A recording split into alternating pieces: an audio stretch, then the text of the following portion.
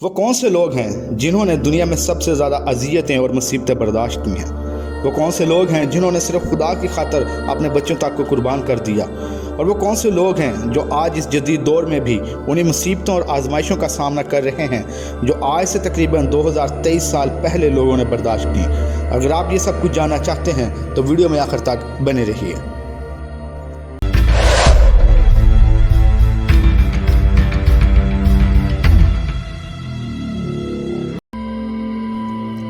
آج انڈیا میں یا دوسرے ممالک میں مسیحیوں کے ساتھ جو کچھ ہو رہا ہے وہ کوئی نئی بات نہیں ہے۔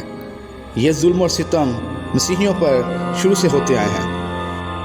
اگر آپ تاریخ کا مطالعہ کریں تو آپ کو پتہ چلے گا کہ تاریخ ایسے واقعات سے بھری پڑی ہے جن میں مسیحیوں کو مارا گیا، ان کے گھروں کو جلایا گیا، ان کے بچوں کو زندہ جلا دیا گیا۔ اگر آپ ابتدائی رومی حکومتوں کا مطالعہ کریں تو آپ کو پتہ چلے گا کہ رومی حکومت میں نیرو ایک بادشاہ گزرا ہے۔ نیرو رومی حکومت کا 5واں شہنشاہ تھا۔ نیرو روم کے سب سے بدنام حکمرانوں میں سے ایک کے طور پر جانا جاتا تھا، جو اپنی بے حیائی اور ظلم کے لیے بدنام ہے۔ وہ صرف 16 سال کی عمر میں 54 عیسوی میں شہنشاہ بنا۔ وہ اتنا ظالم تھا کہ اس نے اپنے دور حکومت میں اپنی ماں کو اور اپنی دونوں بیویوں کو بھی قتل کیا۔ آپ سوچ رہے ہوں گے کہ بات تو ان لوگوں کی کرنی تھی جنہوں نے 2023 سال پہلے آج کے دور جیسی مصیبتوں کا سامنا کیا۔ میں آپ کو بتاؤں گا کہ نیرو کا دور ہی مسیحیوں کے لیے سب سے زیادہ تکلیفوں اور دکھوں کا دور رہا ہے۔ مسیحیوں پر ظلم و ستم تو اس سے بھی پہلے شروع ہو گیا تھا، مگر نیرو کا دور حکومت ایک بہت بڑی آزمائش تھا۔ آخر نیرو مسیحیوں پر ظلم کیوں کرتا تھا؟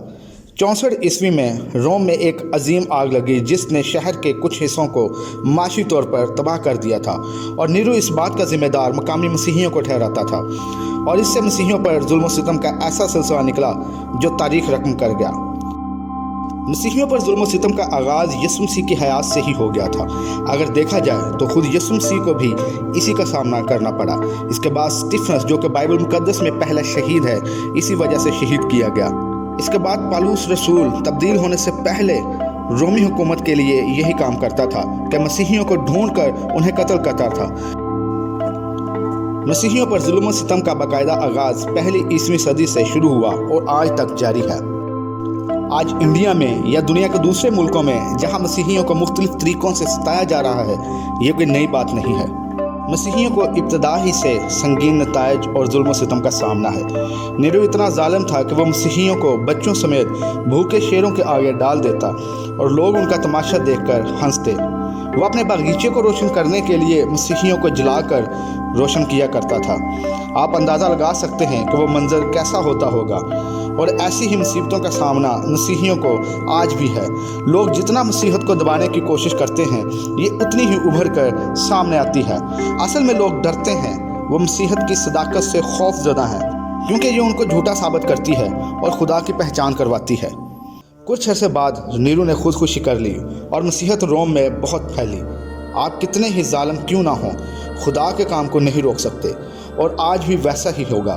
اگر ہم بائبل مقدس میں سے دیکھیں تو اسٹیفنس پہلا شہید بنا، مگر وہ مسیح میں بنا رہا۔ پطرس اور یوحنا کو بھی جیل میں ڈالا گیا اور ان سے کہا گیا کہ یسوع مسیح کا نام نہ لینا، مگر ان کا جواب رسولوں کے اعمال 4 باب اور اس کی 19ویں اور 20ویں آیت میں درج ہے۔ مگر پطرس اور یوحنا نے جواب میں ان سے کہا کہ تم ہی انصاف کرو، آیا خدا کے نزدیک یہ واجب ہے کہ ہم خدا کی بات سے تمہاری بات زیادہ سنیں؟ کیونکہ ممکن نہیں کہ جو ہم نے دیکھا اور سنا وہ نہ کہیں۔ وہ ڈرے نہیں بلکہ خدا کی گواہی دی۔ آج بھی لوگ تلواریں لے کر مسیحیوں کے خلاف نکلتے ہیں، ان کو ڈراتے ہیں، جان سے مارنے کی دھمکیاں دیتے ہیں، مگر وہ جانتے نہیں کہ جان دینے تک کی وفاداری میں ہی زندگی ہے۔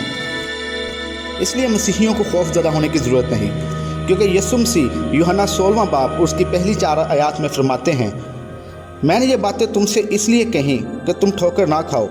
لوگ تم کو عبادت خانوں سے خارج کر دیں گے، بلکہ وہ وقت آتا ہے کہ جو کوئی تم کو قتل کرے گا وہ گمان کرے گا کہ میں خدا کی خدمت کرتا ہوں، اور وہ اس لیے یہ کریں گے کہ انہوں نے نہ باپ کو جانا نہ مجھے، لیکن میں نے یہ باتیں اس لیے تم سے کہیں کہ جب ان کا وقت آئے تو تم کو یاد آ جائے کہ میں نے تم سے کہہ دیا تھا، اور میں نے شروع میں تم سے یہ باتیں اس لیے نہ کہیں کہ میں تمہارے ساتھ تھا۔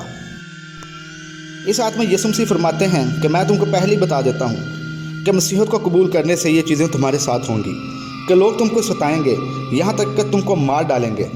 आज इंडिया में सिख कम्युनिटी या हिंदू कम्युनिटी जो मसीहियों पर जुल्म कर रही है, इसके मुतालिक यीशु मसीह ने पहले ही बता दिया था कि जो लोग मसीही होंगे उन पर ये जुल्म सितम होंगे कि लोग उनको इबादत खानों से निकालेंगे और इस काम को वो अपने लिए सवाब का काम समझेंगे कि हम ये खुदा की खातिर करते हैं। आप यकीन जानिए, जब मसीहियों पर जुल्म होता है तो खुदा का कलाम ज़िंदा हो जाता है, यीशु मसीह की सदाकत और पुख्ता हो जाती है। और लोग ऐसा इसलिए करते हैं क्योंकि वो बाप और बेटे से वाकिफ़ नहीं हैं। खुदा वो है जो दिलों के भेद खूब जानता है, इख्तियारात उसी की तरफ से दिए जाते हैं। अगर हम दानियल नबी का सहीफ़ा पढ़ें तो उसके 5वें बाब के 18वें आयत में कुछ यूँ लिखा है, ऐ बादशाह, खुदा ताला ने नबूकदनज़र तेरे बाप को सल्तनत और हशमत और शौकत और इज़्ज़त बख्शी। दानियल कहता है कि नबूकदनज़र को सल्तनत, इज़्ज़त, हशमत और शौकत खुदा की तरफ से मिली थी, मगर जब उसमें गुरूर और तकब्बर आया तो खुदा ने उसको सल्तनत से उतार दिया। फिर 22वें और 23वें आयत में कुछ यूँ लिखा है, लेकिन तू ऐ बेलशज़र जो उसका बेटा है, बावजूद ये कि तू इस सब से वाकिफ़ था तो भी तूने अपने दिल में आजिज़ी ना की, बल्कि आसमान के खुदावन के खजूर अपने आप को बुलंद किया और उसकी हैकल के ज़रूफ तेरे पास लाए। और तूने अपने उमरा और अपनी बीवियों और हुरमों के साथ उनमें मैख्वारी की, और तूने चांदी और सोने और पीतल और लोहे और लकड़ी और पत्थर के बुतों की हम्द की जो ना देखते और ना सुनते और ना जानते हैं, और उस खुदा की तमजीद ना की जिसके हाथ में तेरा दम है और जिसके काबू में तेरी सब राहें हैं। दानियल बेलशज़र को कहते हैं कि तू तो सब जानता था, फिर भी तूने आजिज़ी ना की, बल्कि खुदा की हजूरी में गैर मबूदों को माना, खुदा के तकद्दुस को पामाल किया, और जिसके काबू में तेरी सब राहें हैं उसकी तमजीद ना की। दानियल बताते हैं कि तुमने अपनी हुकूमत को अपनी ताकत का गलत इस्तेमाल किया और यह दुरुस्त नहीं, इसलिए खुदा अब तुम्हारी सल्तनत को ख़त्म करना चाहता है।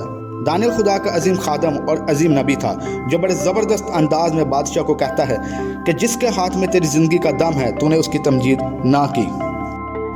याद रखने वाली बात यह है कि जितने बादशाह, हाकम, वज़ीर जो आज भी मौजूद हैं, हम सब का दम खुदा के हाथों में है और हम हर वक्त उसकी निगाह में रहते हैं, और वह जिसके दिल को जब चाहता है, जैसे चाहता है तब्दील कर देता है। अज़रा की किताब उसका पहला बाब उसकी पहली आयत में लिखा है, खुदावन ने शाह फारस खुरस का दिल उभारा। खुदा ने गैर कौम के बादशाह के दिल को उभारा कि वो खुदा के लिए मस्कन बनाए। खुदा के इख्तियार में सब कुछ है, वो सबके दिलों को तब्दील कर सकता है, फिर चाहे वो किसी कौम या किसी मजहब से ताल्लुक़ रखता हो। इमसाल 21वां बाब उसकी पहली आयत में लिखा है, बादशाह का दिल खुदावन के हाथ में है और वो उसको पानी के नालों की मानंद जिधर चाहता है फेरता है। इसलिए वो आप ही अपने लोगों की खातिर हुक्मरानों के दिलों को नरम करता है।